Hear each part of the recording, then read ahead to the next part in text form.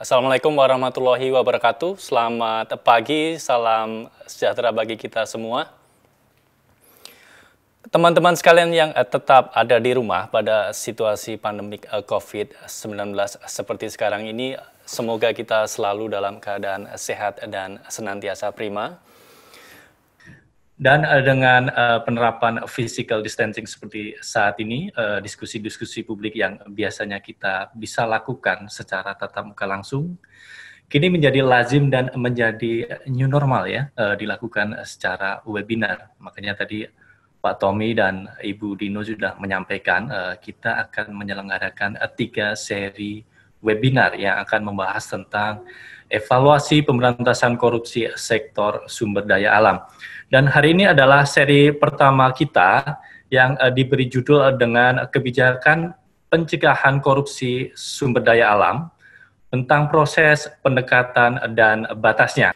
Sudah hadir di tengah-tengah kita para narasumber dan panelis. Saya akan menyapa terlebih dahulu. Di sini sudah ada Prof. Haryadi Kartodiharjo, Guru Besar dari Fakultas Kehutanan Institut Pertanian Bogor, yang kita kenal juga beliau pakar yang sangat intensif membantu KPK dalam program-program pencegahan, secara khusus GNPSDA.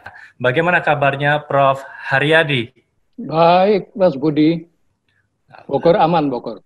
Bogor aman, alhamdulillah. Yang kedua di sini juga sudah hadir Ibu Bivitri Susanti LLM. Beliau adalah ahli hukum tata negara yang juga sebagai pengajar di Sekolah Tinggi Ilmu Hukum Jentera. Selamat pagi Mbak Bibip, bagaimana kabarnya? Halo Mbak Bibip, sudah tersambung dengan baik? Oke, nanti kita coba konekkan lagi. Dan yang ketiga nanti akan bergabung juga Bapak Laude Muhammad Sarif. Kami lihat di sini belum bergabung, nanti akan bergabung juga dengan kita. Selain para narasumber juga sudah terhubung, di sini ada beberapa panelis. Yang pertama ada Ibu Mariati Abdullah dari Publish What You Pay Indonesia, yang juga sebagai salah satu penulis yang menyumbangkan naskahnya untuk Jurnal Integritas edisi khusus evaluasi pemberantasan korupsi sumber daya alam. Selamat pagi Mbak Mary. Selamat pagi Mbak Mary.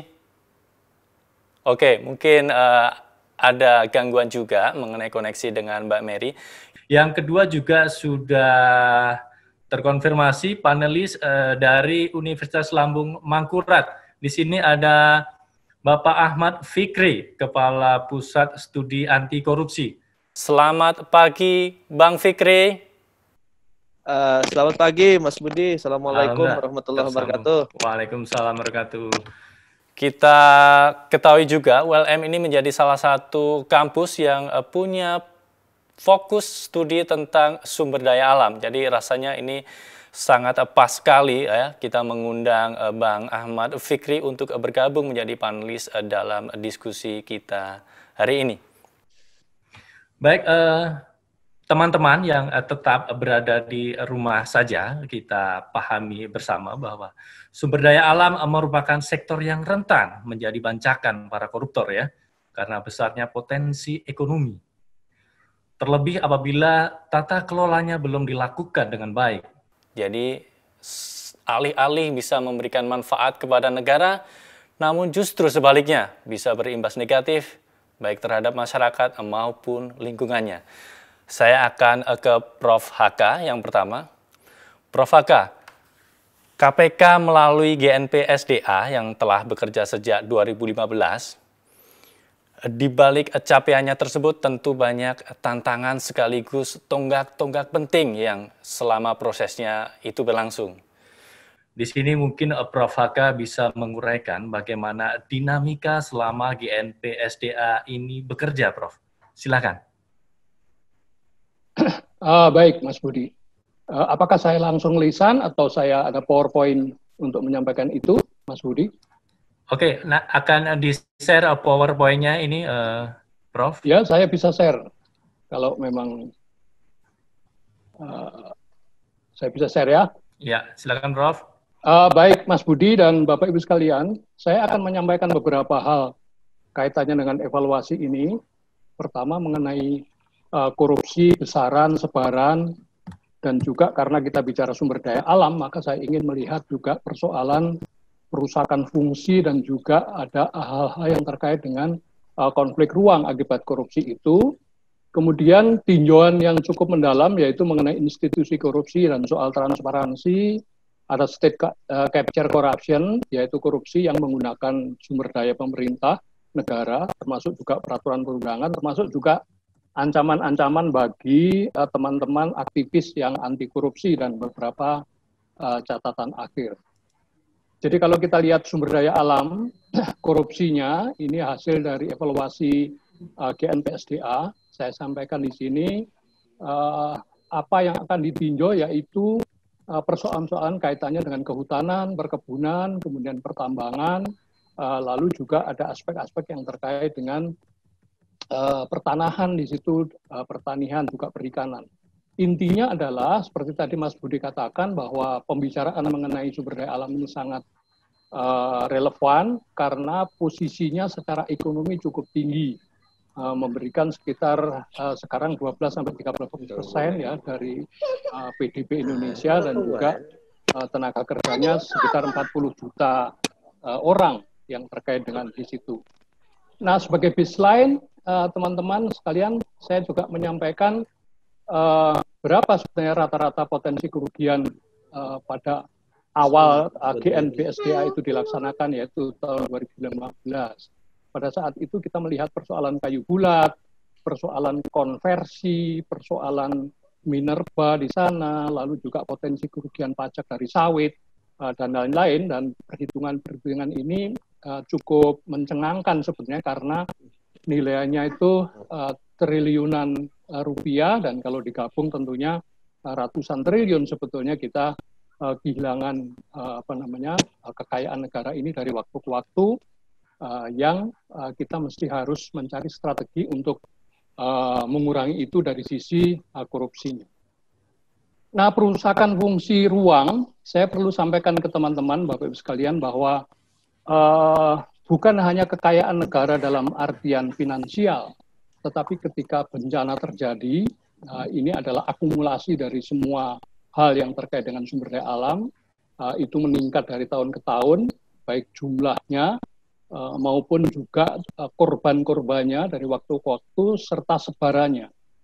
Nah, ini yang mengakibatkan sebenarnya korupsi ini sebenarnya beyond kerugian negara seperti yang dihitung di dalam pengorbanan-pengorbanan atau pelanggaran-pelanggaran korupsi pada umumnya. Jadi jauh lebih besar daripada itu. Nah, kalau kita lihat juga implikasi korupsi ini bagi penggunaan ruang, saya juga menggunakan data dari tim percepatan One Map Evaluasi Nasional. Saya ringkas saja di sini, misalnya untuk Kalimantan, itu ada 42% persoalan-persoalan tumpang tindih, baik karena peta maupun perizinan dan seterusnya.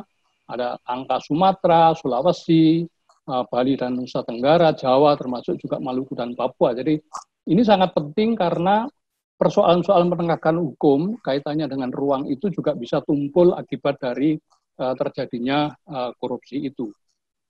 Nah, di samping itu juga kita masuk penelitiannya dan juga pengembangan pencegahannya ke aspek-aspek yang terkait dengan agregat nasional, terutama dalam konteks ini kita lihat izin pertambangan, izin hutan tanaman, hutan alam, termasuk juga lingkungan-lingkungan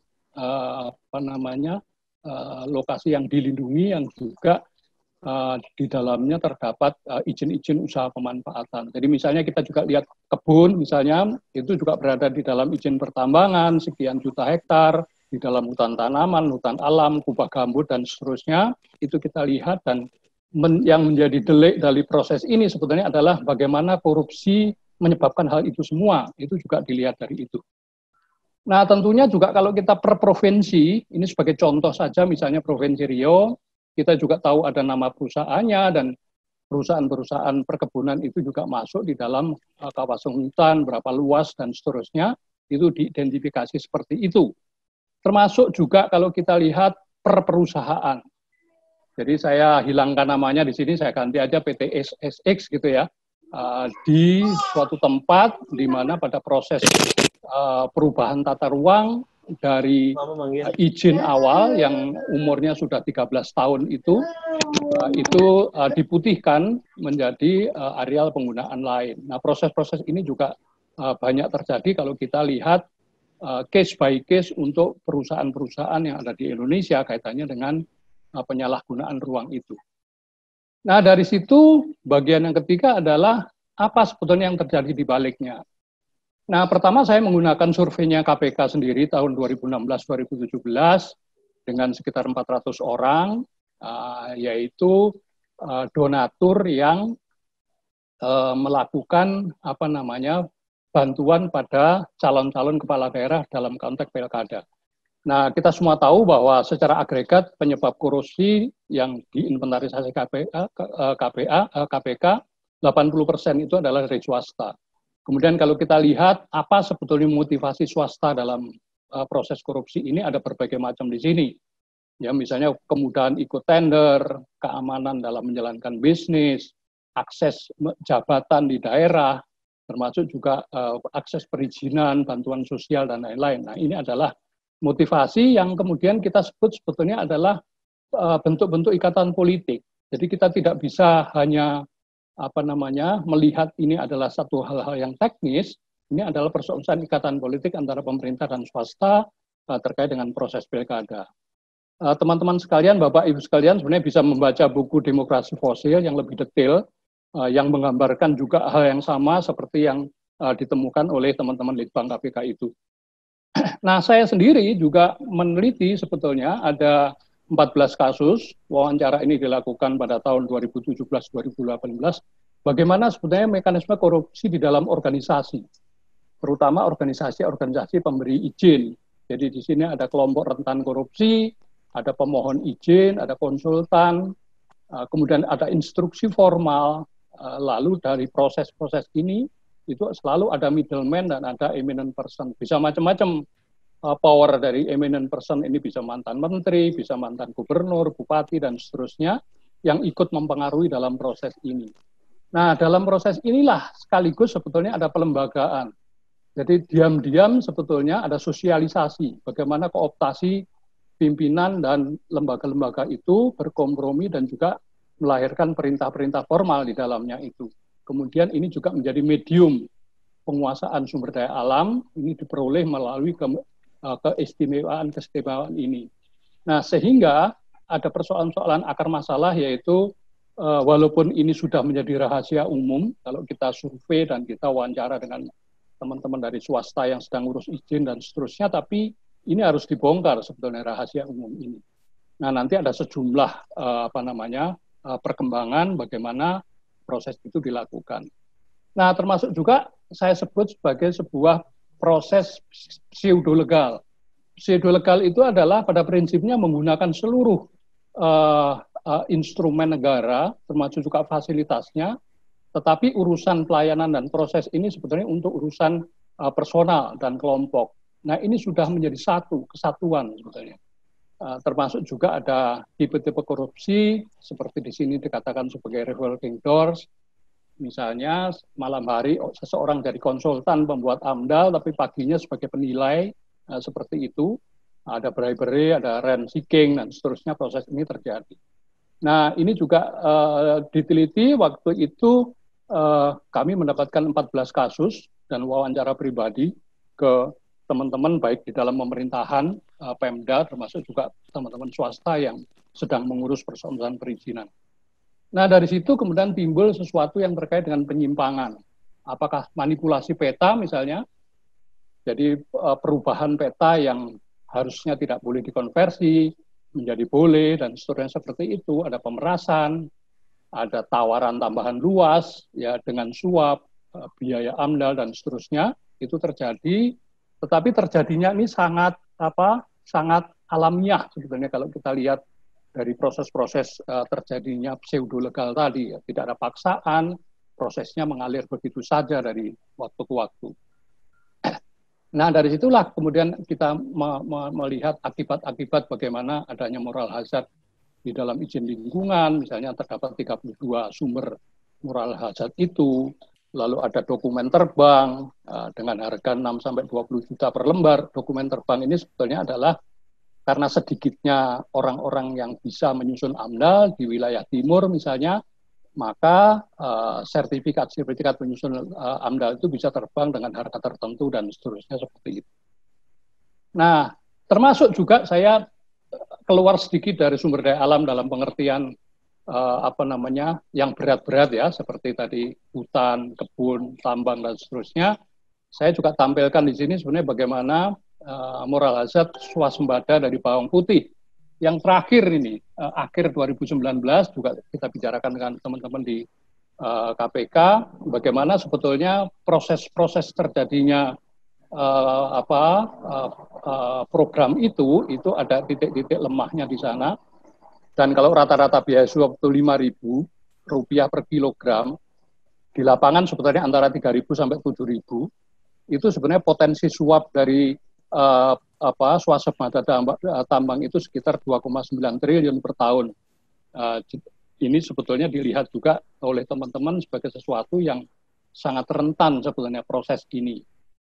Waktu itu ada kolaborasi antara teman-teman dari KRKP dan juga PSPIBB.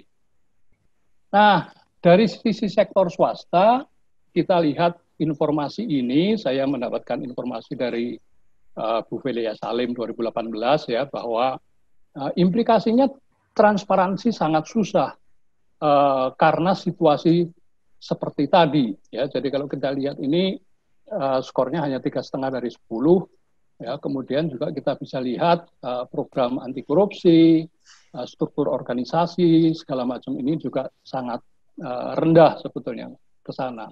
Termasuk juga kita melihat berbagai jenis perusahaan ya, ini mungkin nggak cukup terlihat bagi teman-teman, tapi mungkin nanti saya usul materinya bisa bisa di-download gitu.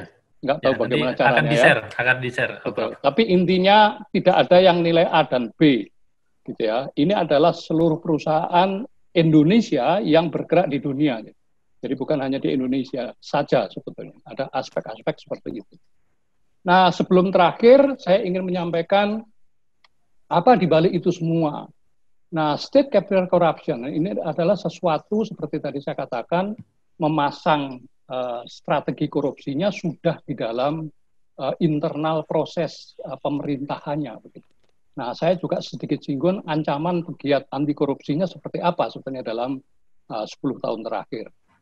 Nah, Bapak Ibu teman-teman sekalian, kita semua tahu bahwa masalah paling penting untuk melakukan bisnis di Indonesia itu adalah korupsi. Ini nomor satu. Ini adalah survei opini dari World Economic Forum 2017 yang kita bisa lihat. Nah, ketika ditelusuri dalam konstelasi yang lebih makro, termasuk juga peran oligarki dan seterusnya, itu ada istilah the pollution paradox. Ini kira-kira menyebutkan begini, jadi semakin besar pencemaran perusahaan, semakin besar biaya politik dikeluarkan, makin penting perusahaan itu untuk menentukan arah pemerintahan dan semakin leluasa mengalahkan perusahaan yang bersih. Jadi persoalannya adalah ketika standar-standar ini diturunkan, yang kita mungkin nanti juga, saya tidak tahu membahas Omnibus Law atau tidak seperti itu, maka the pollution paradox ini bisa terjadi. Nah, dari situ selama beberapa tahun terakhir, akhirnya teman-teman juga membuat sebuah kerangka pikir apa sebetulnya yang terjadi, sehingga saya sebut sebetulnya seperti ada desain korupsi yang berkelanjutan gitu. Nah, intinya sebetulnya adalah state capture corruption tadi, proses-proses di dalam pemerintahan yang melahirkan pseudo-legal birokrasi dan seterusnya, dan situ menyebabkan berbagai hal. Apakah political will-nya tidak berpihak, apakah transparansinya susah, penegakan hukum tidak efektif, kelemahan kelembagaan negara juga demikian, kemudian perencanaan tidak berjalan, dan seterusnya. Yang sebelah kiri ini adalah menghasilkan persoalan-persoalan sumber daya alam kaitannya dengan kerusakan lingkungan dan seterusnya. Yang sebelah kanan adalah persoalan-persoalan kaitannya dengan suap peras yang kecil-kecil seperti itu, ada masalah-masalah juga birokrasi dan juga pseudo network yang mempengaruhi tekanan teman-teman di pemerintahan yang sedang mengambil keputusan. Jadi ini adalah agregat dari semua pembelajaran GNPSDA itu yang kita lihat secara makro begitu, apa sebenarnya yang terjadi. Nah, dari situ saya kasih contoh. Misalnya di dalam RUU Pertanahan yang kemarin kebetulan ditunda, tapi menurut para ahli beberapa materinya juga masuk kembali ke RUU Cipta Kerja. Jadi misalnya kalau kita lihat pasal ini kayaknya desain ya dalam hal pemegang hak guna usaha telah menguasai fisik tanah melebihi luasan pemberian haknya, maka status tanahnya dihapus menjadi tanah yang dikuasai negara dan penggunaannya ditentukan oleh menteri. Jadi di sini menghapus persoalan-persoalan pidana atau denda yang ada di situ. Nah, kemudian ketika ditelusuri di lapangan, yang dimaksud dengan menguasai fisik tanah melebihi luasan itu bisa bukan tanah negara itu, tapi kawasan hutan misalnya. Nah, pertanyaannya adalah bagaimana sebetulnya proses status tanah hapus menjadi tanah yang dikuasai oleh negara itu, padahal kalau kita lihat gambar ini, HGI itu sendiri berada di dalam kawasan hutan. Dan itu terjadi cukup luas, ya, misalnya 3,01 juta hektar, situasinya seperti itu. Nah, sehingga pasal-pasal seperti ini yang sebenarnya bisa dianggap sebagai state capture corruption itu. Termasuk juga ketidakjelasan atau multi interpretasi. Misalnya dalam pasal 41 DRU itu, hak pengelolaan tanah disebutkan bahwa dalam keadaan tertentu, menteri dapat mengubah kebijakan terkait dengan hak pengelolaan tersebut. Tetapi kita tidak pernah tahu dalam hal tertentu itu seperti apa. Nah, ini dalam prakteknya kita bisa lihat bagaimana negosiasi dilakukan lewat pasal-pasal rentan seperti itu. Nah, oleh karena itu, teman-teman juga sepakat sebenarnya ada 3 problematika dalam substansi regulasi itu. Ini Bang Gerhat Negara ini yang menyampaikan di sini ya. Ada systemic regulation, yaitu hal-hal yang sebenarnya jenis-jenis regulasi yang isinya itu selalu menyebabkan suatu korupsi bukan karena orangnya sebetulnya, karena harus melakukan sesuatu sesuai regulasi itu, tapi menyebabkan state loss atau benefit untuk aktor-aktor tertentu. Nah, bisa juga criminogenic regulation. Ini maknanya ketika dilaksanakan memosisikan birokrat ke dalam corruption trap. Jadi jebakan-jebakannya ada di sana. Termasuk juga yang rentan. Itu juga seperti itu. Nah, ini selalu diidentifikasi. Biasanya untuk rencana aksi kementerian lembaga atau Pemda, itu diharapkan merubah jenis-jenis regulasi yang mempunyai sifat-sifat seperti itu. Nah, bagian akhir dari tinjauan ini sebenarnya kita memastikan regulasi saja itu belum bisa menyelesaikan masalah. Ini survei dari teman-teman juga, di Litbang, kemudian waktu itu ada UNODC ya. Kita melihat beban biaya informal kegiatan usaha pada Oktober-November 2019 pada saat PP 24 2018 mengenai online single submission ini sudah berjalan. Dan kita mendapatkan 32 informan waktu itu. Persentase ini adalah menunjukkan bahwa informan itu menyebutkan di bidang-bidang ini masih ada suap dalam proses perizinan. Dan kita melihat semuanya bahwa masih merata. Nah, pertanyaannya adalah apakah teknologi bisa membantu proses ini? Apakah penyederhanaan pasal-pasal bisa membantu? Kalau tidak, faktor apa sebetulnya yang menyebabkan korupsi itu terjadi? Nah, itu yang terus digali dari waktu ke waktu. Nah, bagian akhir ini adalah pada saat kita menghadiri Anti Corruption Summit di Makassar, Oktober 2 tahun yang lalu ya, dan teman-teman sedang bekerja juga untuk ini, perlindungan terhadap pegiat dan anti korupsi. Kalau teman-teman lihat dari waktu ke waktu itu naik jumlahnya, bentuk ancamannya itu bisa hukum, bisa fisik, bisa psikis, ya bisa campuran dari situ. Siapa saja di sini ada mahasiswa, wartawan, DPRD, swasta, dosen, dan seterusnya ini yang mendapatkan ancaman waktu itu, termasuk juga sebagai apa mereka, gitu ya, apakah pelapor, apakah sedang menangani kasus korupsi, kampanye anti korupsi dan seterusnya, itu kita lihat. Nah, pada saat mendiskusikan ini tentunya proses-proses pengendalian pencegahan anti korupsi ini tidak bisa dikerjakan sendiri, tapi harus menggunakan network yang lebih luas. Karena bentuknya itu berupa ancaman dan serangan terhadap siapapun juga yang sedang membela gerakan-gerakan anti korupsi ini. Nah, catatan terakhir, teman-teman, Bapak Ibu sekalian, pertama pendekatan yang digunakan. Ada 3 langkah tentunya, ada langkah taktis, langkah strategis, dan sistematis. Kita bisa lihat misalnya yang taktis itu apa sebetulnya yang harus dibuat segera, gitu ya, untuk memastikan persoalan itu bisa jalan. Yang strategis itu agak jangka panjang, tetapi sifatnya adalah biasanya breakthrough dan bottlenecking permasalahan lintas sektor ini sangat besar, sehingga perlu sebetulnya penyelesaian persoalan ini yang kalau ditelusuri bisa macam-macam sebetulnya penyebabnya. Nah, juga masuk ke undang-undang, mungkin diskusi minggu depan akan bicara soal ini. Nah, yang menjadi sangat penting sebenarnya di sini adalah tawaran dari kita semua terhadap perilaku yang rentan korupsi tadi. Kenapa pemerintahan, baik kementerian maupun Pemda itu tidak memperhitungkan mengenai single salary system, yaitu suatu sistem penggajian di mana orang tidak lagi akan membuat sebuah rapat-rapat yang tidak perlu karena di sana tidak ada gaji dan seterusnya, tapi upah bulanannya itu menjadi meningkat. Termasuk juga dalam sumber daya alam itu penting sekali multi-year budget. Termasuk juga mengubah key performance indicator menjadi output atau outcome bukan input. Selama ini yang terjadi adalah lebih banyak menyerap anggaran, itu penting daripada hal-hal yang terjadi.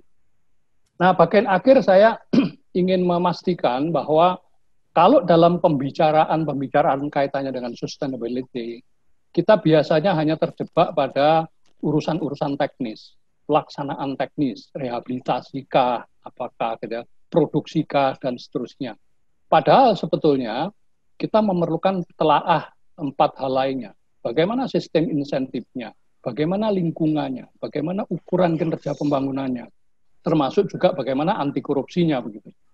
Nah, ini sedang dikembangkan juga di berbagai perguruan tinggi supaya teman-teman, adik-adik mahasiswa dan seterusnya kalau bicara mengenai sustainability itu nggak boleh meninggalkan persoalan-persoalan kaitannya dengan korupsi itu.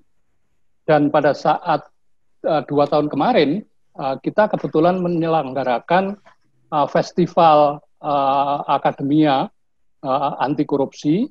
Ini ada 11 perguruan tinggi, ada ITB, IPB, UGM, UI, dan seterusnya, banyak sekali di situ, yang sepakat waktu itu dengan pimpinan KPK untuk memastikan 3 hal, karena ini sangat mendasar. Pertama adalah kuliah anti korupsi. Ini perlu dilakukan dengan berbagai cara, yang sekarang sedang berjalan. Lalu kami waktu itu juga menyusun buku-buku bagaimana itu bisa dibaca mahasiswa. Kemudian manajemen perguruan tinggi itu sendiri dengan mengembangkan good university governance. Kemudian expert on call, ini juga cita-cita yang masih sulit untuk diwujudkan, yaitu meningkatkan independensi dan menghindari konflik kepentingan pada perguruan tinggi itu, dan juga menyediakan ahli-ahli untuk sebagai saksi ahli dan seterusnya. Nah, sangat penting sebetulnya teman-teman para ahli itu bukan hanya teknikal tentunya. Arahnya nanti adalah mengetahui bahwa korupsi itu menjadi problem bersama. Nah, pada saat gerakan itu dilakukan, pada saat itu keluarlah peraturan menteri Sedang Dikti yang sekarang sudah dilebur ya, nomor 33 2019 mengenai penyelenggaraan pendidikan anti korupsi di perguruan tinggi. Jadi ini adalah satu hal yang mendasar juga pencegahan, tapi masuknya ke dunia pendidikan. Saya kira demikian, Mas Budi. Baik, terima kasih Prof. Haka. Teman-teman yang ada di rumah, materi ini nanti akan di-share, jadi teman-teman nanti bisa mendapatkan secara utuh.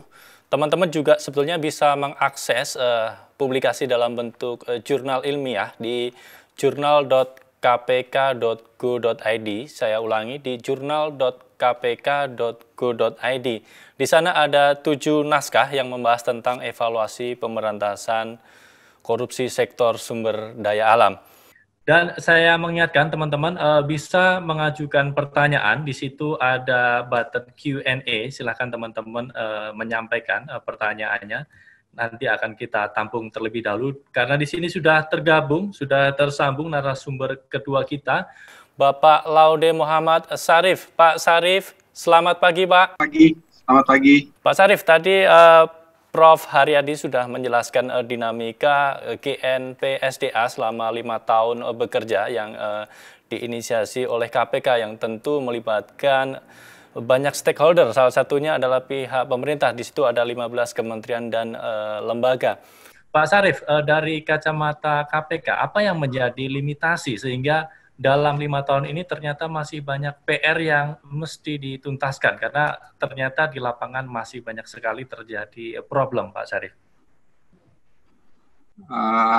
Selamat pagi juga teman-teman di KPK dan di seluruh Indonesia. Ya sebenarnya sih banyak ya kalau kita mau bicara, tapi mungkin supaya lebih terarah saya ingin share saja screen saya yang berhubungan dengan apa-apa yang dikerjakan oleh KPK dan apa-apa yang menjadi kenyataan. Kan tadi Pak Haryadi banyak membicarakan tentang landasan-landasan besarnya. Mengapa ada terjadi korupsi di sektor sumber daya alam. Ada state capture corruptions. Dan apa-apa yang telah dikerjakan oleh KPK. Kalau yang saya akan jelaskan sekarang ini mungkin hanya berhubungan dengan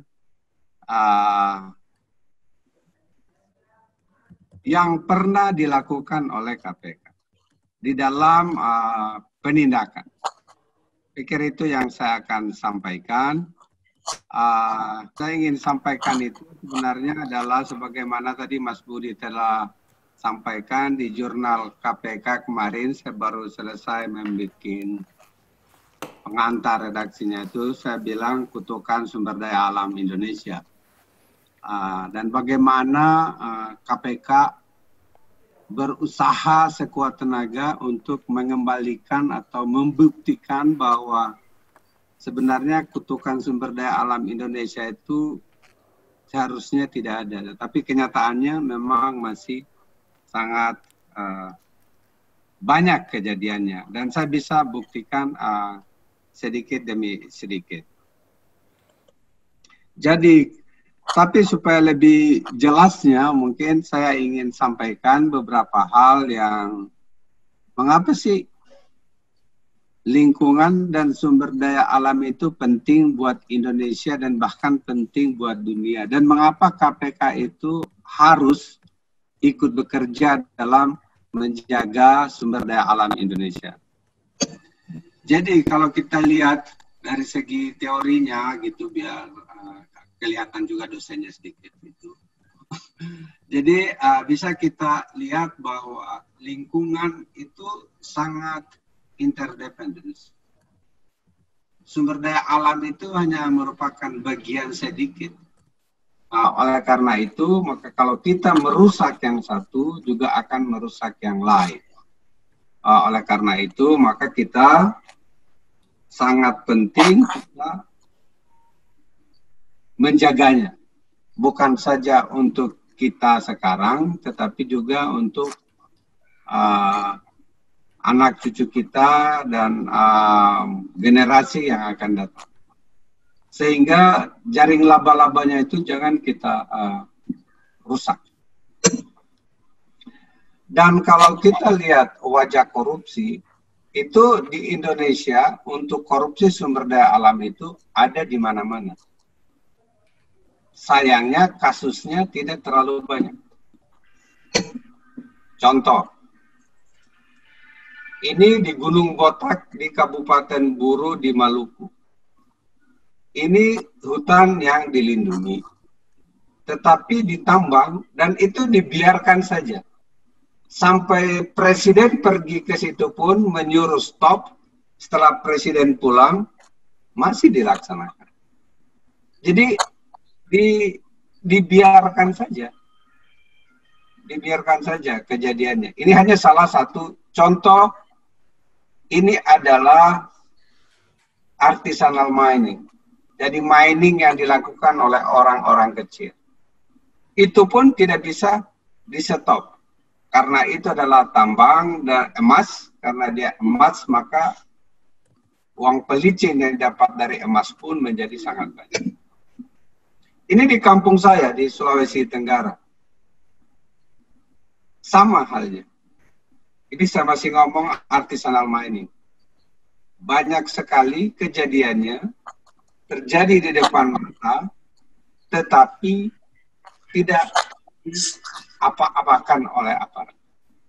Itu ilegal ya, tidak ada izin. Sampai yang agak membuat saya kagum, itu ada di salah satu koran, dia mengatakan Kepala Dinas Kehutanan Sulawesi Tenggara mengaku sulit deteksi penambangan ilegal. Maksudnya apa?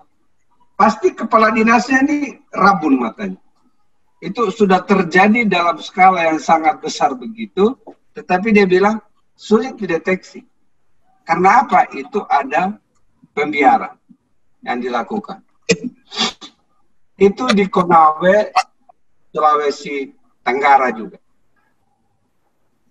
Dibiarkan saja seperti itu, tidak ditutup tambangnya, padahal menurut peraturan perundang-undangan bahwa sebelum kita mulai menambang, salah satunya kita harus memasukkan uang jaminan untuk reklamasi.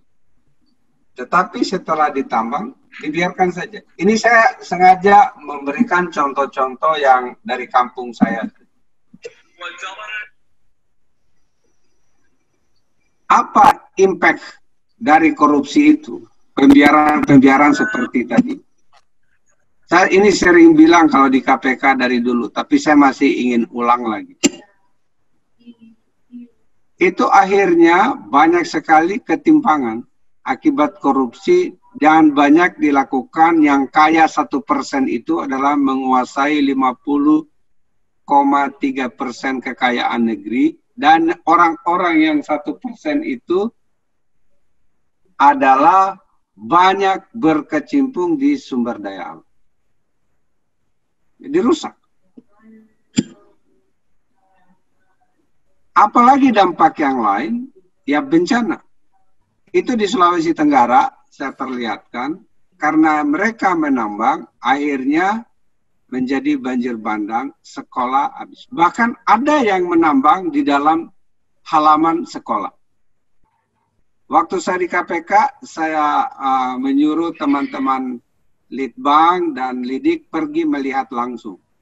Termasuk yang di Kalimantan yang mereka menambang di dalam kota. Itu menambang di belakang kantor KPU. Dibiarkan. Jadi, kadang ada tanda tangan pemberian izin, setelah itu ada pembiaran, akhirnya lahir itu bencana yang besar. Nanti kalau sudah terjadi bencana, baru kita ribut. Kalau Jakarta sudah banjir, baru kita ributi, oh di puncak Bogor itu banyak sekali ada tambang ilegal, ada rumah, ada apa. Tapi setelah hujan, setelah banjir selesai, diam lagi itu orang.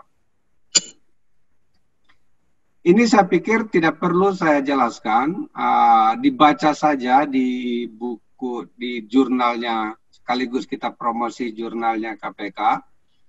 Ini angka-angka yang disampaikan oleh Pak Haryadi tadi, ada kerugian negara dan buruknya tata kelola dan korupsi itu banyak dibahas di situ.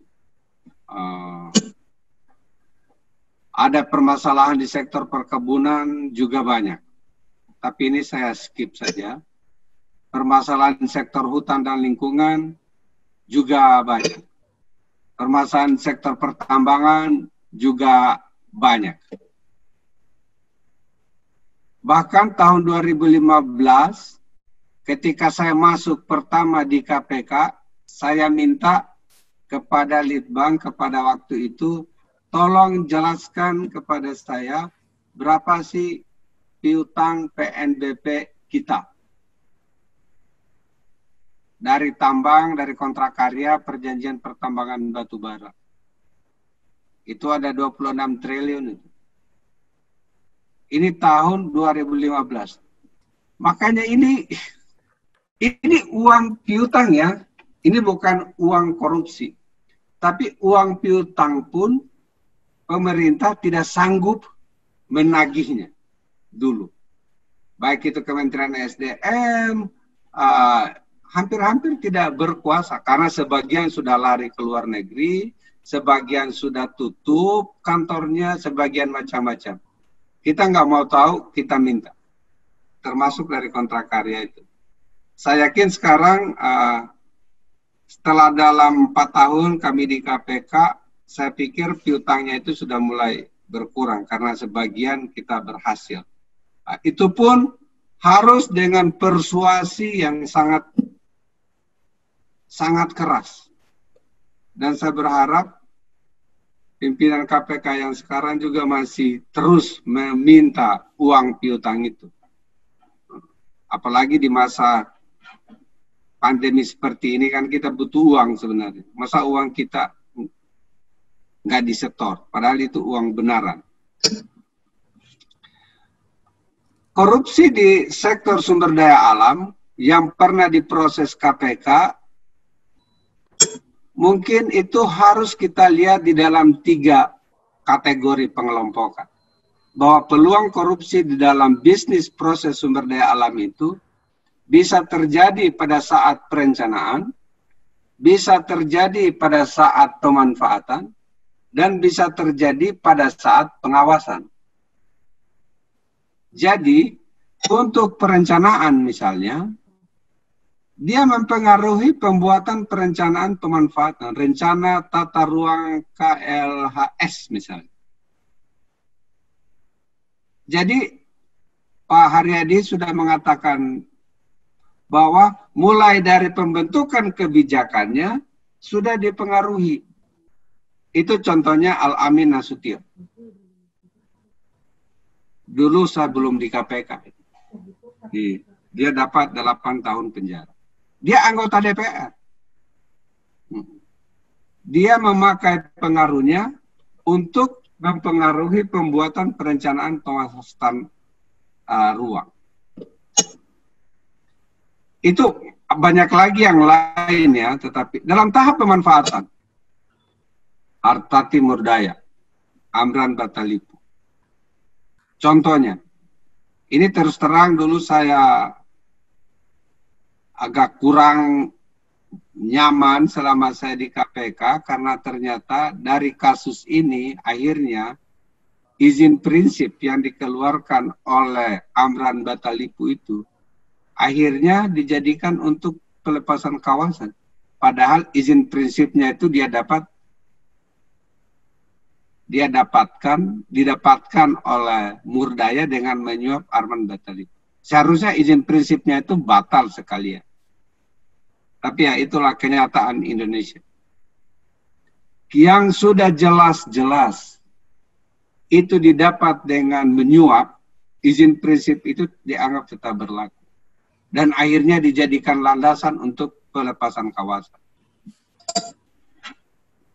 Ini Suwarna Abdul Latif. Dia dapat, ini waktu itu kayaknya KPK ini baru belajar. Dia hanya dapat 4 tahun penjara dan denda. Tapi banyak mendapatkan uang pengganti. Karena dari Presiden Direktur Surya Dumai, Pung Kimwa atau Martias. Kita mendapatkan uang pengganti waktu itu 346,8 miliar dari orang ini. Dia ini kurang ajar. Dia memohon izin untuk penanaman kelapa sawit, tetapi dia tidak menanam. Dia hanya tebang pohonnya semuanya, dia ambil kayunya baru dia tinggal. Seperti itu. Ini juga yang lumayan epik, mengeluarkan 15 izin pemanfaatan di Palalawan Riau, tapi 7 itu diberikan kepada keluarganya. Lumayan banyak uang penggantinya, cuma 12, tapi itu dulu zaman itu dianggap besar. Padahal sebenarnya sangat sedikit. Kalau 12,367 miliar itu. Gubernur Riau, 2 orang itu, Rusli Zainal, Anas Ma'mun, itu masuk penjara juga gara-gara korupsi sumber daya alam, pelepasan kawasan. Seperti itu. Hanya Saleh Jasid itu pengadaan barang dan jasa biasa. Makanya dia fotonya kecil di situ. Seperti itu. Bahkan lanjutan kasus ini masih ada sekarang di KPK. Ini lagi. Korupsi yang ini sampai dengan meninggal DL Sitorus, sampai hari ini belum dieksekusi. Jadi kalau bukan pembiaran itu apa? Kalau bukan state capture corruption itu apa? Orang sudah diputus oleh hakim bahwa itu adalah, kebun itu adalah milik negara. Sampai hari ini, anaknya masih menguasai kebun sawit itu. 80.000 hektar. Lebih besar dari Jakarta. Bahkan anaknya ikut menjadi calon gubernur Sumatera Utara kemarin itu.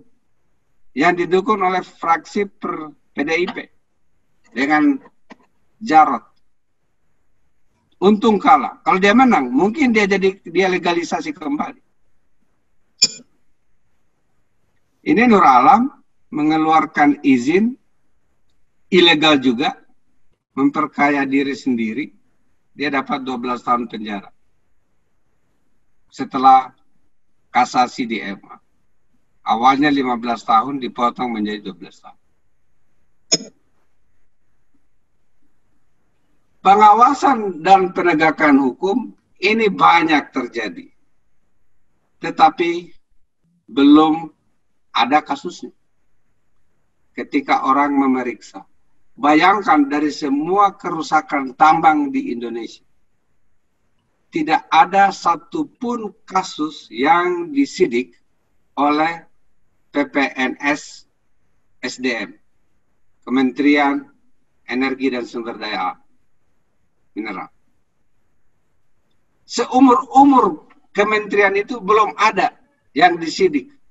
Padahal kerusakan seperti saya contohkan tadi, di mana-mana.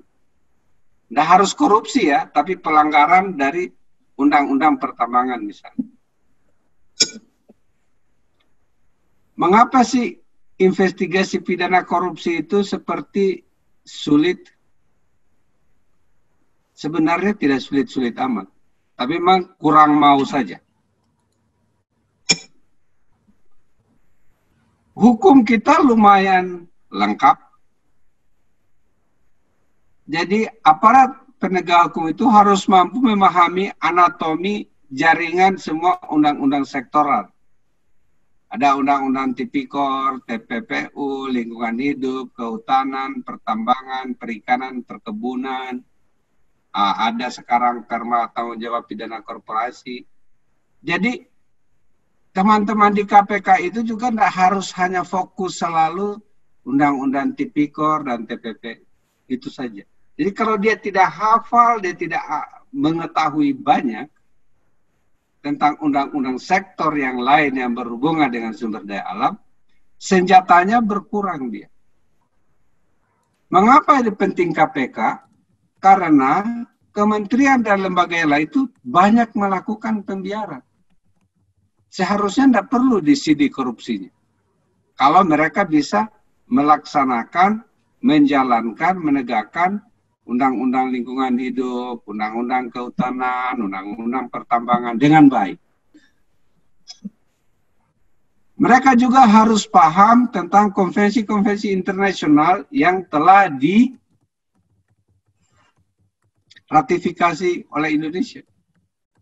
Dan kalau kita lihat hampir semuanya, bukan hampir, semuanya international conventions and agreements yang berhubungan dengan lingkungan dan sumber daya alam, kita sudah ratifikasi. Jadi mereka telah menjadi bagian dari hukum Indonesia. Kalau saya di KPK dulu, saya sering mengajar penyidik kita itu beberapa kali tentang sebagai perbandingan. Kalau polisi biasa melihat pembunuhan seperti itu, saya yakin 1 minggu pasti mereka dapat pembunuhnya siapa. Kecuali yang lempar bom di rumah saya, lain lagi. 1 tahun lebih juga nggak didapat. Nah. Jadi seperti itu. Ini pasti mereka langsung tahu. Karena biasanya yang begini tidak ada uang yang berseliweran kemana-mana. Dan mereka sangat tahu caranya. Tetapi kalau misalnya diberikan yang seperti ini, ada sungai, ada pabrik, ada ikan yang mati, ini mereka kadang kurang paham bagaimana untuk melakukan penyidikan. Kadang kurang paham, kalau dia kurang paham, tidak apa-apa, kita bisa ajar. Tapi yang paling susah dia tidak mau. Karena yang mematikan ikan itu adalah para pemilik modal yang besar-besar. Beda sekali dengan kasus yang ini. Ini berbeda.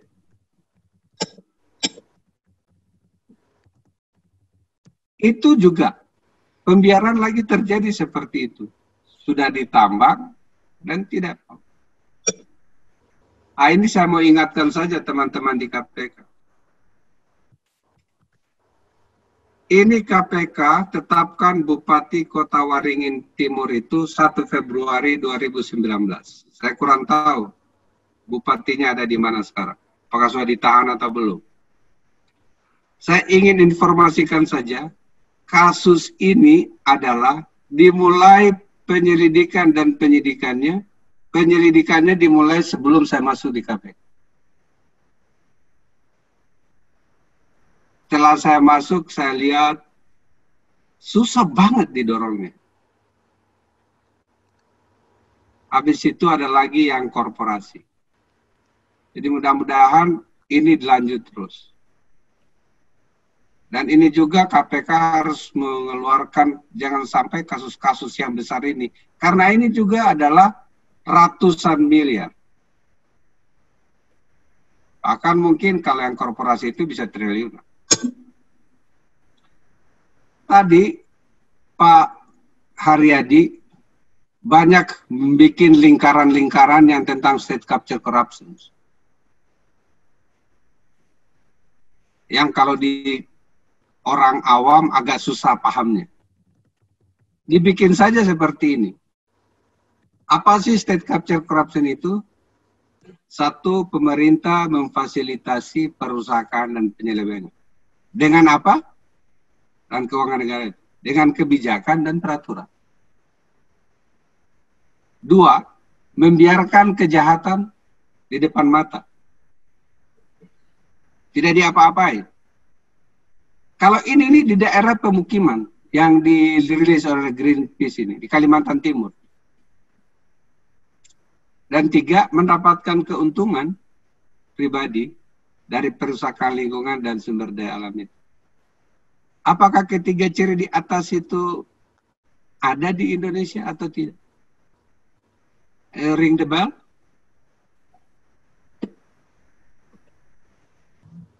Jadi memang kalau difasilitasi negara itu susah. Dan saya berharap ya KPK RI tetap istiqomah memberantas korupsi sumber daya alam. Terima kasih. Assalamualaikum warahmatullahi wabarakatuh. Waalaikumsalam warahmatullahi wabarakatuh. Terima kasih Pak Laude Muhammad Syarif.